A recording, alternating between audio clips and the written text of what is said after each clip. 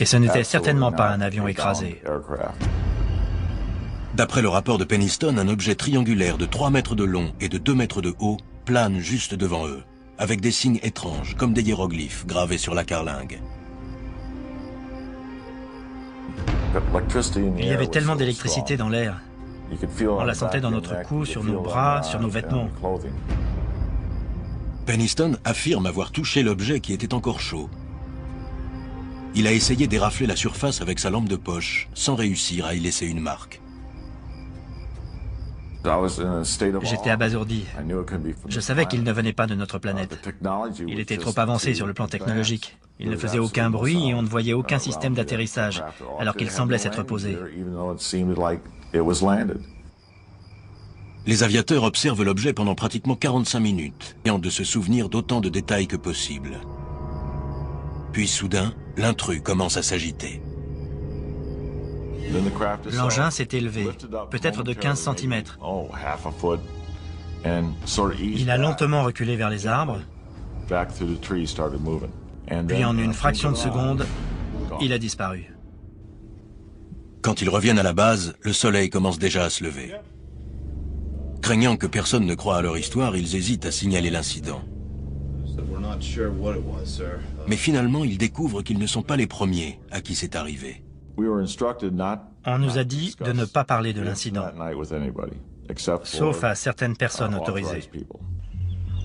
Le lendemain matin, Penniston retourne dans la forêt pour participer à l'enquête. Sur le sol, à l'endroit où se tenait l'objet, il remarque 3 empreintes.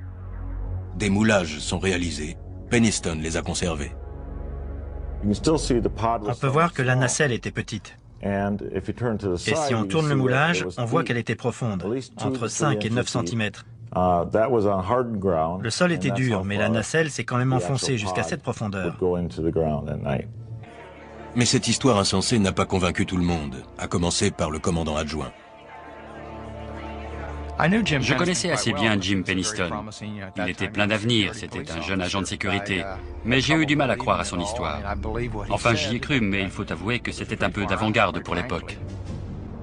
Sur les bases aériennes de Bentwaters et de Woodbridge, les avions aux formes bizarres n'étaient pas rares. Les bombardiers aux ailes en flèche, les Blackbird SR-71, les chasseurs furtifs à l'état expérimental faisaient partie de l'arsenal de l'OTAN. Alors, lorsqu'un appareil étrange a été signalé, cela n'a étonné personne. Jusqu'à ce que cela se reproduise. 2 nuits plus tard, le 29 décembre, le colonel Halt se détend avec ses hommes à l'occasion de la fête de Noël donnée ce soir-là à la base. Un agent de sécurité leur apporte alors des nouvelles saisissantes. Un deuxième ovni a été aperçu dans la forêt de Rendlesham. Cette fois, Halt décide de mener l'enquête lui-même. Il est presque 1 h du matin quand il arrive sur place. Quand nous sommes arrivés, tout était un peu confus. 5 ou 6 d'entre nous sont allés dans la forêt, et là, quelqu'un s'est écrié « Regardez là-bas !» D'après le rapport officiel, Halt et ses collègues ont vu un grand objet rougeoyant qui bougeait lentement à travers les arbres. On aurait dit un œil avec sa pupille, et il s'en écoulait ce qui semblait être du métal en fusion. Halt se souvient avoir sorti un petit dictaphone afin de décrire ce qu'il voyait. Il affirme que ce qui suit est l'enregistrement original. Nous voyons cette chose en face de nous, à 200 ou 300 mètres. On dirait un œil qui cligne. Il bouge d'un côté à l'autre. Quand on le passe au scanner, on voit qu'il y a un creux au milieu. C'est sombre, comme la pupille d'un œil qui vous regarde et vous fait un clin d'œil. C'est très bizarre. On l'a regardé pendant à peu près 20 secondes, peut-être 30. Et tout à coup, il a explosé. Sans aucun bruit.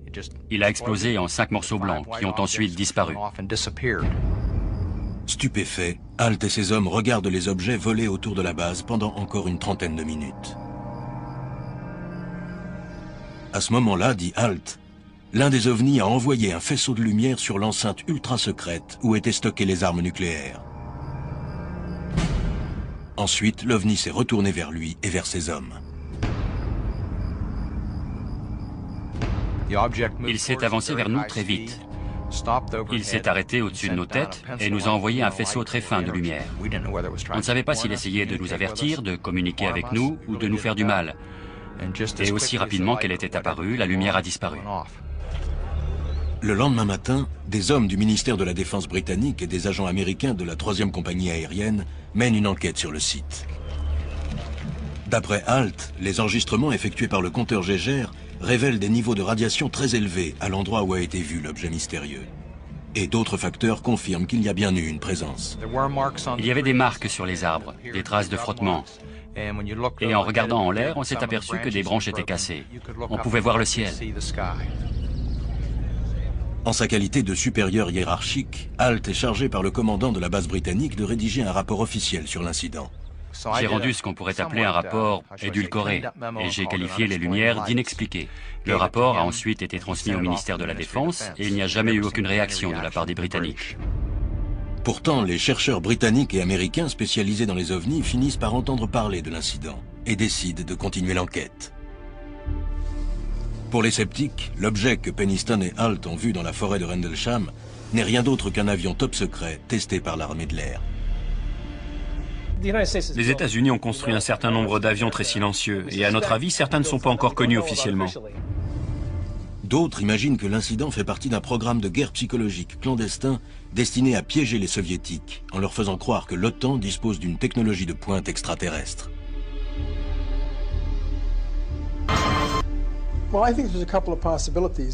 Il y a plusieurs possibilités. Le colonel Holt a très bien pu mentir dans son rapport dans le but de semer le trouble chez certaines personnes, sachant qu'une guerre psychologique était en cours. Ou bien, deuxième solution, il ignorait le programme de guerre psychologique. Et ce vol inattendu était destiné à tester la sécurité de notre système de défense. Charles HALT a par la suite été promu colonel et nommé commandant de la base. Il a pris sa retraite en 1991. James Penniston a quitté l'armée de l'air en 1993 après avoir reçu de nombreuses récompenses pour ses services. Ils avouent tous les deux qu'il n'a pas été facile d'oublier l'incident. Mais l'un comme l'autre reste catégorique à propos de ce qu'ils ont vu dans la forêt de Rendlesham. Et d'autres militaires qui étaient également là soutiennent leur version. Je suis sûr que ceux qui commandaient l'objet connaissaient notre présence, à voir la façon dont il s'est avancé vers nous. La question de la lumière dans le ciel n'est que secondaire. En fait, c'est un problème de sécurité nationale. Selon certains, pourtant, l'incident de Suffolk en Angleterre, le 29 décembre 1980, ne fut pas la dernière apparition de cet ovni. Exactement 9 heures après, et de l'autre côté de l'océan, 2 femmes et un jeune garçon ont raconté avoir été terrifiés à la vue d'un petit ovni de forme triangulaire. S'agissait-il, comme certains le prétendent, du même ovni aperçu sur les bases militaires en Angleterre? Lorsqu'ils ont entendu parler de ce deuxième événement et de sa ressemblance avec l'incident de Suffolk, des chercheurs ont décidé d'enquêter sur cette étrange similitude. Certains en ont conclu qu'il s'agissait bien du même ovni.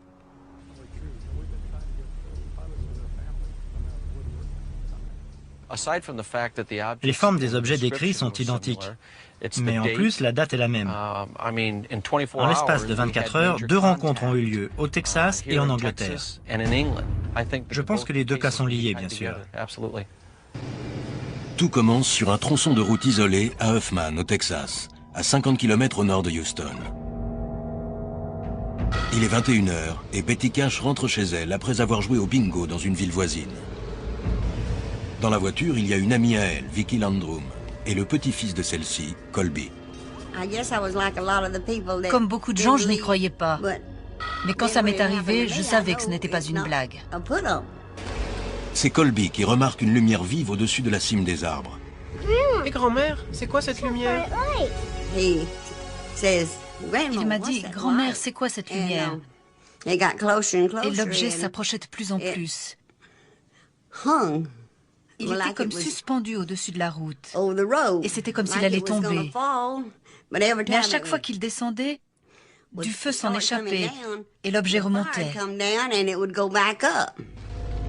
D'après Vicky, le vaisseau spatial de forme triangulaire s'est mis à plonger en piqué et à projeter des gaz d'échappement en feu sur la route, obligeant Vicky à freiner à mort pour éviter de traverser les flammes. Betty est ensuite sortie de la voiture en se protégeant les yeux des flammes et de la fumée. Betty, reviens! Colby a peur! Je criais pour que Betty revienne dans la voiture. Je ne voulais pas qu'elle se fasse brûler. C'était vraiment chaud. Je crois que je suis brûlée. Qu'est-ce qui s'est passé? Elle a fini par revenir dans la voiture. Et puis l'objet s'est mis à monter. Et il a atteint la cime des arbres. Lentement, il est allé sur la droite. Et quand il s'est éloigné, nous avons décidé de partir. Soudain, plusieurs hélicoptères birotors arrivent au-dessus de leur tête, essayant apparemment d'encercler l'objet mystérieux. Plus tard, des enquêteurs ont montré des photos d'hélicoptères à Betty, Vicky et Colby afin qu'ils les identifient. Il s'agissait de Chinook, un modèle utilisé par l'armée de l'air lors de treuillages de charges lourdes. Nous avons compté les hélicoptères, il y en avait 22. Ils étaient tous autour et au-dessus de l'OVNI. Et je suis sûre qu'ils essayaient de l'escorter ou bien de le cerner. 5 minutes plus tard, l'engin mystérieux et les hélicoptères s'évanouissent dans l'obscurité. Et nos 3 témoins, bien qu'effrayés, réussissent à rentrer chez eux. Le jour suivant, Betty, Vicky et Colby restent cloués au lit, en raison, disent-ils, des suites de leur rencontre avec l'étrange vaisseau spatial. Les 2 femmes n'osent pas contacter la police, de peur que personne ne croie à leur histoire. 3 jours plus tard, ses brûlures s'étant aggravées, Betty est transportée à l'hôpital de Parkway, à Houston. C'est le docteur Brian McClellan qui la prendra en charge et qui traitera par la suite les multiples séquelles de ses blessures. Le lendemain de l'exposition à la lumière vive, Betty s'est sentie nauséeuse. Au bout de 2 jours, elle a eu des diarrhées et elle a perdu ses cheveux du côté droit de la tête. Elle avait des cloques et elle pelait sur tout le côté droit qui avait été exposé. Il a fallu l'hospitaliser pendant pratiquement 3 semaines. Le diagnostic des médecins est sans appel. Betty, Vicky et Colby ont apparemment été exposés à des radiations ionisées de niveau extrêmement élevé. Betty, qui a été la plus touchée, a frôlé la mort. Colby, Vicky et une autre personne qui était dans la chambre ont entendu le médecin dire à mes enfants qu'il ne voyait vraiment pas comment j'allais pouvoir m'en sortir. Je suis désolée. Elle avait des cloques partout. On aurait dit que quelqu'un lui avait collé une torche de propane sur la figure. Ils ont dit qu'elle avait reçu tellement de radiation qu'ils ne pouvaient plus rien faire pour elle. Il est très rare d'être exposé aux radiations. Certaines personnes sceptiques pensent que les blessures que Betty, Vicky et Colby ont subies ce soir-là ont été causées par une autre source de chaleur, plus commune, comme par exemple un feu de forêt, ou bien encore une voiture en train de brûler. Elles ont même été accusées de simuler leurs blessures. Je ne peux pas croire ceux qui disent qu'elles ont simulé leurs blessures. Betty avait une dermatite due à des radiations éprouvées par biopsie. Si vous me demandez de contracter cette maladie, je ne peux pas le faire. Il faut s'approcher d'une source nucléaire pour ça. Ceux qui ont accès à de telles sources nucléaires sont ou des spécialistes médicaux, ou des militaires, ou bien encore des chercheurs. En pleine campagne, à 50 km au nord de Houston, la seule explication plausible serait celle des militaires. Traumatisées et cherchant désespérément ce qui a pu les blesser, les 2 femmes ont contacté John Schuessler. Ingénieur à l'aérospatiale, il a travaillé pendant 20 ans dans le cadre du programme de vol habité de la NASA. Il est maintenant détective, spécialiste des ovnis. Cela m'a intrigué. C'était plus qu'une simple affaire d'ovnis. Cette fois, on avait des preuves. Convaincu que les 2 femmes disaient la vérité, Schuessler se met à enquêter. Il affirme avoir rencontré des témoins qui ont vu cette nuit-là des hélicoptères suivre un objet dans le ciel au-dessus de Piney Woods. Mais à la base de l'armée de l'air d'Ellington, non loin de là, près du centre spatial de Johnson à Houston, aucune mission de vol d'hélicoptère n'est répertoriée à cette date. Ils savaient sûrement, il n'y avait pas que les 2 femmes. De nombreux témoins avaient vu les hélicoptères survoler l'endroit. Persuadés que le gouvernement savait quelque chose, les 2 femmes ont écrit aux sénateurs Lloyd Bernstein et John Tower, qui leur ont conseillé de contacter la base militaire de Bergstrom, près d'Austin, au Texas, à quelques 260 km de là. Elles se sont rendues sur place, et là, on leur a dit que l'armée de l'air n'avait plus le droit d'enquêter sur les ovnis. En aucun cas découragé, Schuessler dépose une requête au nom de la liberté d'information afin d'identifier les pilotes des hélicoptères. L'armée répond que toutes les archives correspondantes ont été détruites et qu'aucun militaire n'a effectué de manœuvre cette nuit-là. Pourtant, certains documents révèlent que l'armée a enquêté sur les déclarations des 2 femmes et les a jugés crédibles.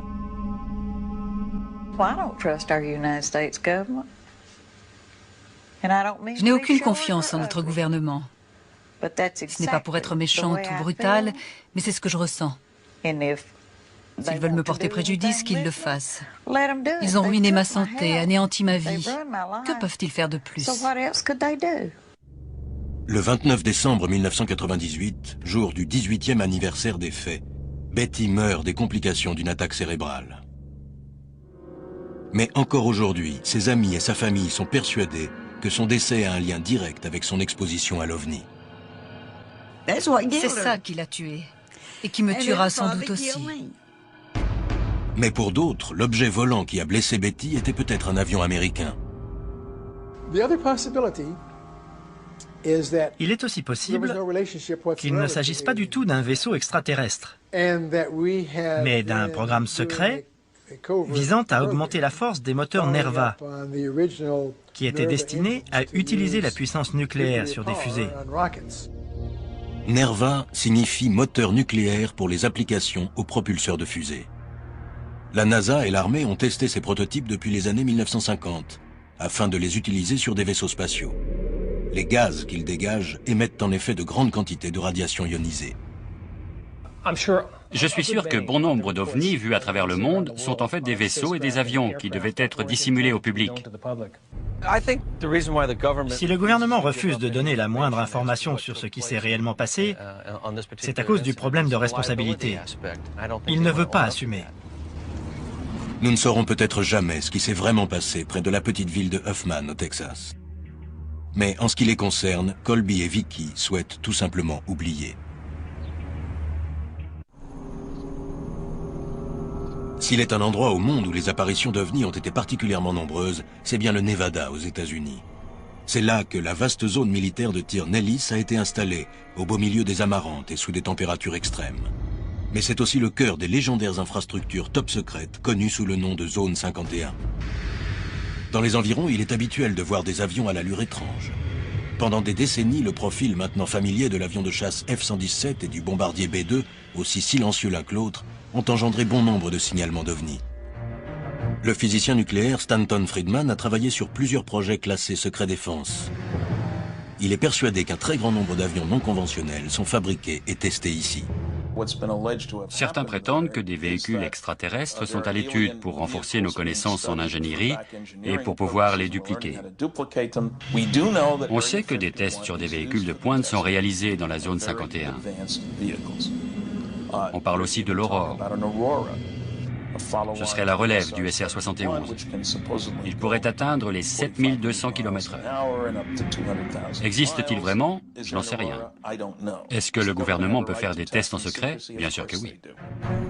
Quelles que soient les opérations secrètes effectuées sur la zone 51, ce ne sont que des suppositions. Mais quiconque ignore les panneaux défense d'entrée à l'entrée du périmètre s'expose à une force meurtrière tout à fait légale. Et en tout cas, ceux qui croient aux ovnis et leurs détracteurs se rejoignent au moins sur un point. Il se passe quelque chose ici que le gouvernement tient absolument à cacher. D'après les témoignages, il est évident qu'il y a là un secret bien gardé à propos d'un incroyable mystère qui se produit depuis très longtemps partout dans le monde. J'en suis persuadé, je le sais.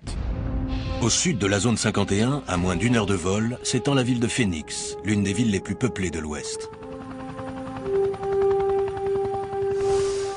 Rien d'étonnant donc à ce que ce soit là que les témoignages collectifs relatifs à la présence d'OVNI soient particulièrement nombreux. Une nuit, plusieurs personnes ont ainsi vu un objet aéroporté survoler la vallée de Phoenix. Deux d'entre elles, un pilote de ligne commercial et sa femme, rentraient chez eux après avoir dîné à l'extérieur. Il était environ 20h30. Ma femme m'a demandé ce que pouvaient bien être ces lumières. Elle a arrêté la voiture, je suis sorti et j'ai regardé en l'air. Les lumières s'approchaient et nous ont survolés. Et là j'ai dit, ce ne sont en tout cas pas des chasseurs. Le couple a préféré garder l'anonymat, mais ce sont des témoins de confiance. Vétéran du Vietnam, il a 30 ans d'expérience dans le domaine des avions, aussi bien civils que militaires. On est sorti de la voiture et on a éteint le moteur. Et là, on a réalisé que l'engin était silencieux. Ça m'a donné la chair de poule. Et puis, il était si grand. Il prenait toute la largeur du ciel quand il est passé au-dessus de nos têtes. Je me suis demandé ce que ça pouvait bien être. Ça m'a fait froid dans le dos, j'ai eu peur. L'objet de forme triangulaire et de la taille de plusieurs terrains de football passe lentement au-dessus d'eux, et ils l'observent comme envoûté. Puis l'OVNI disparaît au loin. Il était juste au-dessus de ma tête, et j'ai vu que ce n'était pas un avion. Il ne faisait aucun bruit, et il allait trop lentement. J'ai réalisé que j'ignorais complètement ce que c'était. Mais ils ne sont pas les seuls à Phoenix à être intrigués par les lumières. À plusieurs endroits de la ville, des habitants filment l'événement. Des centaines, peut-être même des milliers de citoyens ordinaires remarquent ces lumières étranges, jusqu'à environ 22 heures. D'après les témoins, le premier engin a été signalé à la frontière entre le Nevada et l'Arizona. Il a volé jusqu'à Phoenix. Ensuite, selon les témoins, il a fait demi-tour. Le lendemain, toute la ville est en émoi, fascinée mais aussi apeurée. Des centaines d'habitants appellent la police de Phoenix ainsi que la base militaire de Luke, en leur demandant qu'est-ce que c'était. À la radio, les témoignages se succèdent avec des versions différentes quant à la nature de l'objet volant. Cet engin vous a volé au-dessus de la tête? Exactement. Il était si gros qu'il a recouvert tout le voisinage. Tout d'un coup, ça nous a vraiment fait un choc. L'armée nie toute implication et affirme qu'aucun vol n'était prévu ce soir-là. Nous avons contacté la base de l'armée de l'air de Davis-Monthan à Tucson, ainsi que la base de Luke. On a parlé avec les gens de Fort Huachuca. On les a contactés, mais ils nous ont tous affirmé qu'aucun de leurs avions n'était dans les environs. Les contrôleurs aériens de la ville soutiennent la version de l'armée, affirmant que leur radar n'a rien détecté, mis à part les avions des lignes civiles. Les démentis des autorités soulèvent une vague de protestations. Exigeant la vérité, des habitants contactent la conseillère municipale Frances Barwood et lui demandent de se pencher sur la question. J'ai moi-même rencontré plus d'une centaine de personnes. Des professionnels, des officiers de police, des militaires, des retraités de l'armée, des contrôleurs aériens de l'armée. Après leur avoir parlé, je me suis dit que si cet avion nous appartenait, ça devait être un engin incroyable. Sinon, il fallait que je sache ce que c'était. Le 6 mai, elle soulève la question lors d'une réunion du conseil municipal. D'après ce que j'ai vu à la télévision, il avait la taille d'un terrain de football. Et il possédait 7 lumières. Elles bougeaient toutes ensemble, comme si elles étaient reliées entre elles. On ignore si c'est une farce ou si un truc énorme a survolé notre ciel. Mais ça m'intrigue parce que les gens posent de plus en plus de questions. 2 mois plus tard, à la suite de la parution d'un article dans USA Today, la garde aérienne nationale fait une déclaration. L'un de ses avions aurait lâché des balises lumineuses le 13 mars, au cours d'un exercice d'entraînement. On a découvert que ce jour-là, un avion, un A-10 de la garde nationale du Maryland, était bien en entraînement sur la zone de tir de Barry Goldwater. Mais au lieu de rassurer les habitants, la déclaration a produit l'effet inverse. Je peux vous certifier sans l'ombre d'un doute que ce que nous avons vu, ma femme et moi, ce n'étaient pas des balises lumineuses. J'en ai tiré avec mon hélicoptère au Vietnam. Et ce serait vraiment dangereux de les lâcher au-dessus des habitations. En plus, elles n'auraient jamais pu rester en formation aussi parfaite aussi longtemps.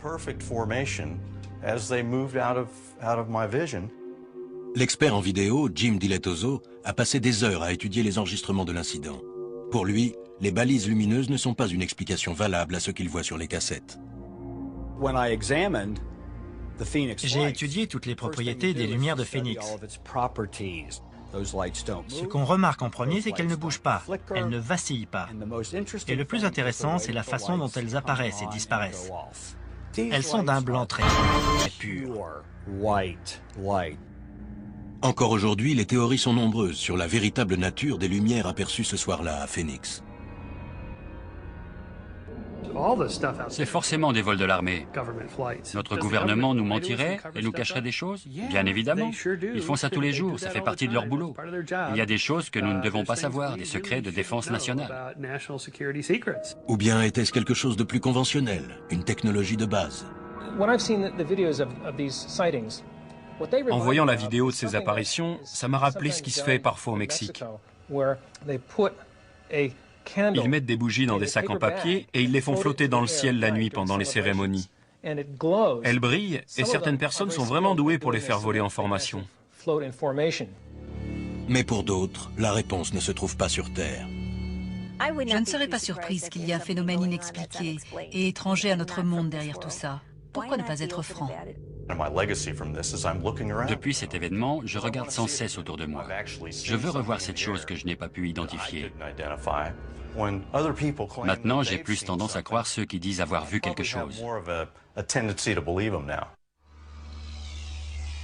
Toujours à la recherche de formes de vie extraterrestres, les scientifiques explorent les confins de l'univers. Mais peut-être regarde-t-on dans la mauvaise direction.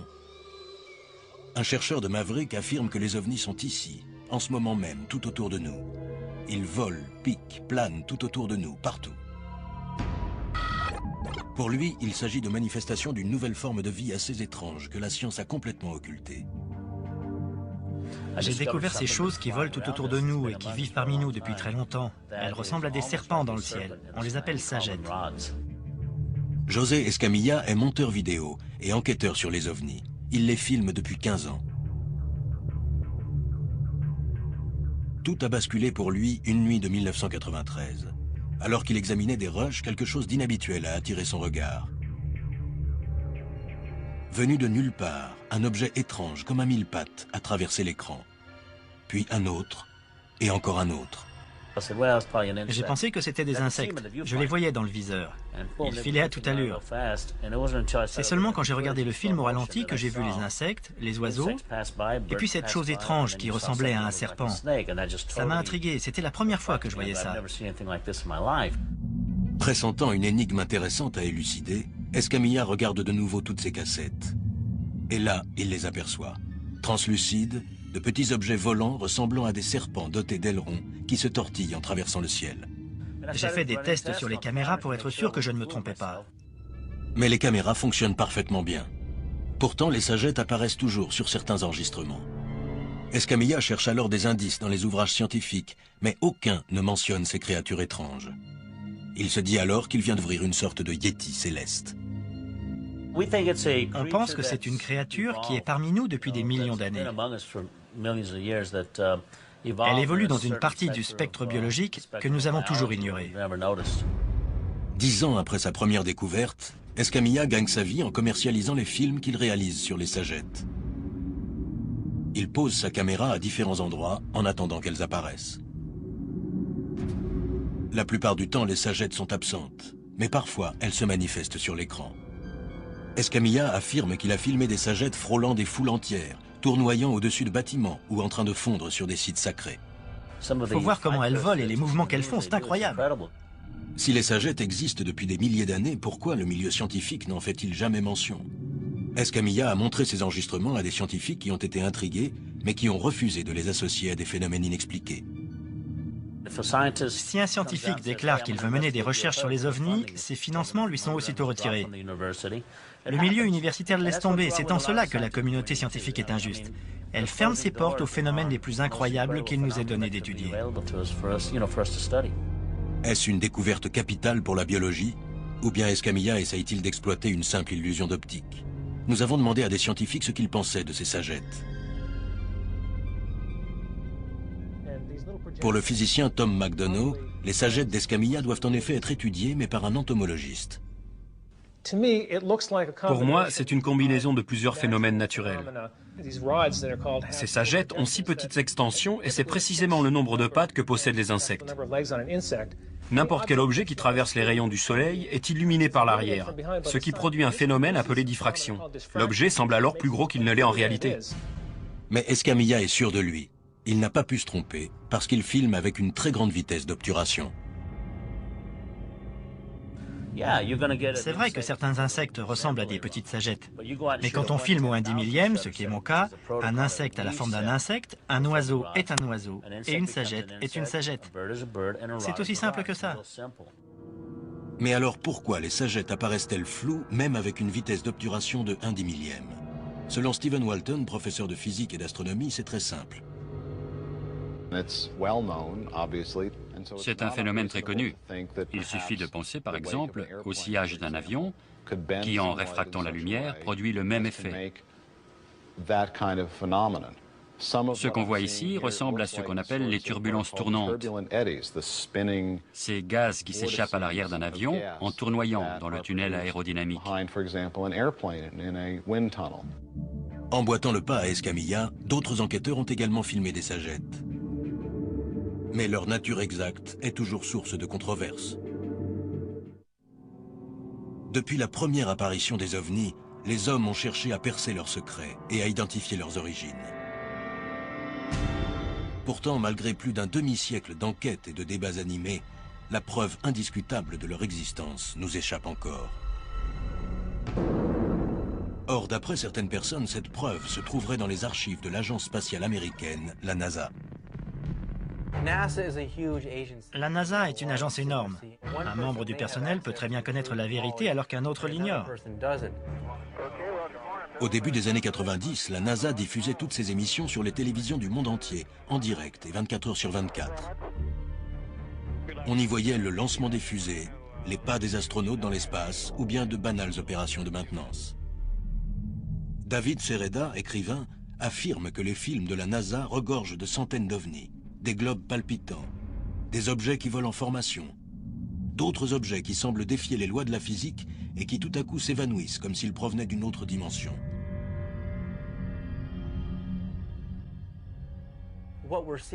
En regardant les cassettes des missions de la NASA, on voit que les ovnis parcourent toutes les dimensions et qu'ils peuvent aller à la vitesse de la lumière puisqu'ils sont composés de lumière. Mais c'est en regardant l'émission du 25 février 1996 que Sereda a découvert la preuve la plus impressionnante. Il s'agissait de la 75e mission d'une navette, la mission STS-75. On peut voir une attache du satellite arrimée à la fusée Columbia se casser accidentellement et s'éloigner. En quelques minutes, elle est entourée de douzaines d'objets non identifiés. Les ovnis se pressent autour d'elle, alors qu'elle se trouve maintenant à plus de 100 km de la navette. Au cours d'une autre mission, la STS-82, en février 1997, des astronautes s'aventurent à l'extérieur de la navette. Lors d'une communication radio que David Sereda juge suspecte, les contrôleurs de la mission semblent vouloir alerter les astronautes sur la présence d'un objet non identifié flottant près d'eux. On dirait qu'il y a quelque chose devant vous, Mark. Vous pouvez vérifier? Je ne vois pas de quoi vous parlez. Oubliez. Voulant savoir comment la NASA explique la présence de l'OVNI, Sereda contacte l'agence spatiale afin de la questionner au sujet des enregistrements vidéo. C'est le professeur Joseph Nuss qui dirige le service d'astrochimie de la NASA. Pour lui, les anomalies rencontrées ce jour-là n'étaient pas des ovnis, mais tout simplement des cristaux de glace et de la poussière que les moteurs de la navette ont laissé échapper. Sereda conteste cette version en faisant remarquer qu'on voit très bien plusieurs objets passer derrière la tache. Ils pensaient que c'était de l'eau, mais ces objets défiaient toutes les lois de la physique identifiées jusque-là. Donc la NASA reconnaissait qu'il y avait des phénomènes inexpliqués dans l'espace. Si ce sont des cristaux de glace, dit-il, en comparaison de la tache du satellite qui se trouve assez éloignée, ces cristaux seraient véritablement énormes. Les arguments de la NASA n'étaient pas cohérents. En faisant des essais d'optique avec une caméra numérique, j'ai tout de suite compris que quelque chose de bizarre se passait lors de ces missions, et j'ai voulu en savoir plus. En 1999, Sereda dépose une requête au nom de la liberté d'information afin d'obtenir de la documentation sur les missions de la navette spatiale. Les dossiers qu'on lui communique ont été censurés et il n'y apprend rien de nouveau. Et peu après, la NASA arrête les retransmissions télévisées en direct de l'espace. Quelqu'un à la NASA connaît la vérité, et je pense qu'elle doit être divulguée. Les scientifiques qui ont étudié les enregistrements vidéo ne sont pas convaincus. À leurs yeux, il n'y a aucune preuve de l'existence d'OVNI et ils ne leur trouvent rien d'inhabituel. Les gens ne se rendent pas compte, mais les navettes spatiales sont sales. Elles produisent des quantités de gaz, de liquide. Il est très fréquent que des objets volent autour d'une navette. De plus, les étranges mouvements que l'on voit sur ces images peuvent s'expliquer par les propulseurs de fusée en feu. Et soudain, une particule va prendre une direction inattendue. Des personnes non informées pourraient croire que ce sont des ovnis. Mais je n'ai jamais entendu parler d'astronautes à bord d'une navette qui auraient rencontré des objets non identifiés. Ce qui peut déstabiliser même le plus averti des astronautes, c'est le manque de repères dans l'espace. On ne peut pas estimer les distances comme on est habitué à le faire sur Terre. Et même sur Terre, on se laisse parfois abuser en voyant un objet plus loin qu'il ne l'est vraiment. Donc ces objets qu'on voit sur les vidéos peuvent en fait être très près de la navette. Mais Sereda n'est pas le seul à penser que le gouvernement américain cache la vérité. Récemment, d'autres voix se sont jointes à la sienne pour demander la révélation complète des informations. Nous sommes ici pour dévoiler la vérité sur un sujet qui a été ridiculisé, dont on a douté et qu'on a trop souvent nié depuis au moins 50 ans. Les hommes et les femmes présents sur cette estrade peuvent prouver et prouveront que nous ne sommes pas seuls dans l'univers. En mai 2001, Stephen Greer, médecin urgentiste, s'est reconverti dans la recherche sur les ovnis et a initié le projet de révélation, un lobby destiné à faire pression sur le gouvernement pour qu'il dévoile au public ce qu'il sait sur les ovnis. On a une confirmation par radar aérien de certains de ces signalements. On peut voir la couronne de déchargement. Ils ont commencé à tourner en cercle et puis ils ont disparu. Ce matin-là, on a perdu 6 à 8 armes. Les ovnis ont été vus près des silos et les missiles ont été désactivés. Stephen Greer a réussi à réunir près de 500 personnes. La plupart sont des militaires à la retraite ou des membres de la CIA, des contrôleurs aériens ou encore des professionnels de l'aviation, qui affirment avoir assisté à un phénomène non identifié. Ils sont prêts à témoigner sous serment devant le Congrès. Beaucoup sont convaincus qu'il est impossible de trouver une explication d'origine terrestre au phénomène qu'ils ont vu. Apparemment, une grande partie de la population américaine est d'accord avec eux. D'après un récent sondage, 49% avouent croire que les extraterrestres nous rendent visite sur Terre. Pourtant, les scientifiques qui étudient les étoiles sont d'avis contraire. Ils reconnaissent que l'intelligence peut être répandue dans l'univers, mais la probabilité que ces formes d'intelligence vivante viennent sur Terre est infime. Je pense qu'il existe une vie cosmique. Sinon, je ne serais pas là. On ne fait pas ce métier si on n'y croit pas. Si on avait la moindre preuve, des milliers de chercheurs universitaires se pencheraient sur le problème. Or, il n'y en a aucun. La découverte d'une forme d'intelligence extraterrestre pourrait bien être le bouleversement du monde le plus extraordinaire qu'il nous serait donné de vivre. Et c'est tout à fait possible. Tout ce que nous savons au sujet de la vie sur Terre indique que la vie est non seulement possible ailleurs, mais qu'elle peut s'épanouir si les conditions s'y prêtent. Reste à trouver des preuves formelles. Et à l'ère de la technologie numérique, ça risque d'être plus difficile que jamais. Les récentes superproductions nous montrent qu'il est possible de créer n'importe quelle image hyper réaliste pour un film ou une série télé. Et j'ai peur d'être arrivé à un point où, tant que je ne serrerai pas la main d'un extraterrestre, je continuerai à nier qu'ils existent et qu'ils nous rendent visite. C'est très bizarre.